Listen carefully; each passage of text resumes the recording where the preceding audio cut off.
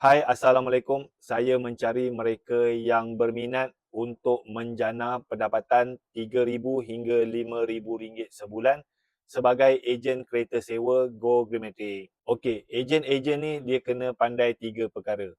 Yang pertama, dia kena pandai guna Telegram untuk dia muat turun bahan-bahan pemasaran yang kita sediakan.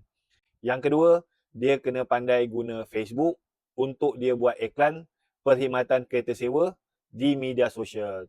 Yang ketiga, dia kena pandai guna WhatsApp untuk dia menjawab pertanyaan pelanggan.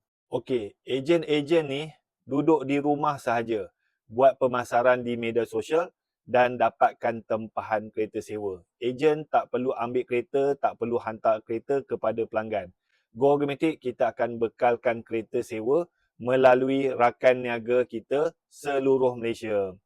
So, kalau you berminat untuk menjadi ejen kereta sewa Go Gramatic, kita kenakan yuran pendaftaran RM300.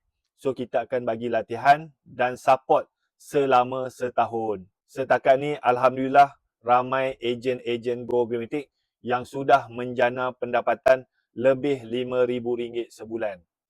So, kalau you berminat untuk menjadi ejen kereta sewa Go Gramatic, you komen berminat, you pergi dekat saya punya bio, you message saya cakap nak join Go Gramatic. Like, follow, komen dan share.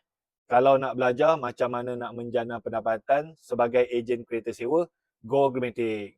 Boleh ke boleh?